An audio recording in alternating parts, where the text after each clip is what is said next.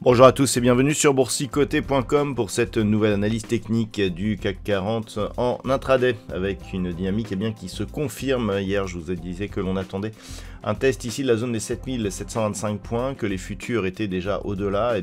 On confirme avec un franchissement donc sur gap aussi, on ne voit pas trop bien cette bougie, elle se situe ici juste au-dessus de la zone horizontale avec donc un petit gap qui n'est pour l'instant pas comblé mais qui reste minime. Le CAC 40 évolue à 7733 actuellement avec un gain de 0,5% et on est dans une phase de confirmation et dans l'attente donc de la cassure de ce point haut significatif que nous avons eu vendredi dernier, donc proche de la zone des 7780 points, et pour l'instant ça semble bien engagé.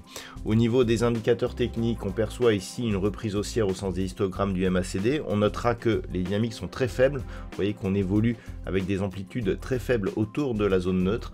Au niveau du RSI, c'est neutralisé. Au niveau des volumes, ça ne bouge pas énormément, on a une petite hausse des volumes ici sur la reprise haussière, mais pas quelque chose qui traduit vraiment une conviction forte.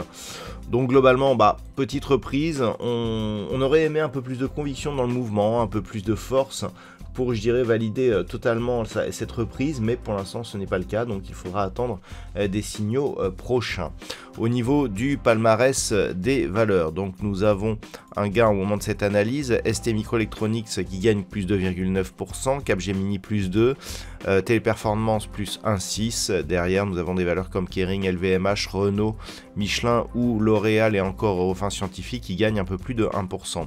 Au niveau des plus fortes baisses, nous n'avons que 6 baisses aujourd'hui. Thales perd 1,93%, suivi par Accor Hôtel et Société Générale qui sont sur des pertes proches de 0,75%.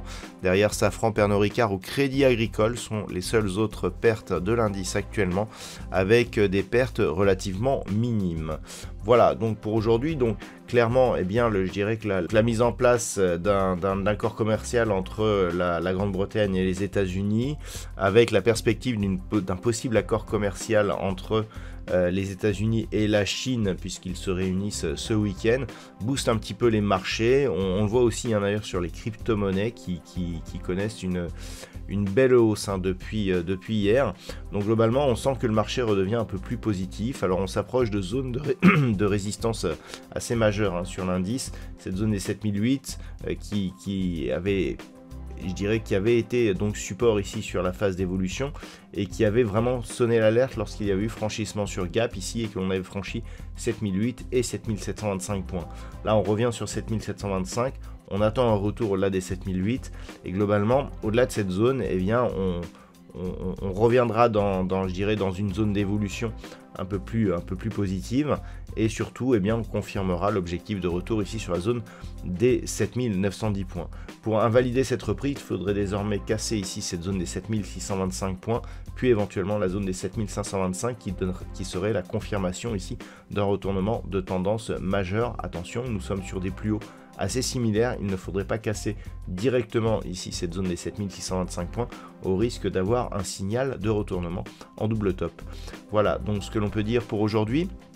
Au niveau donc de la macroéconomie, il n'y aura pas de statistiques majeures ce matin du côté de l'Europe ni du côté des États-Unis cet après-midi, donc ça pourrait être une séance relativement calme.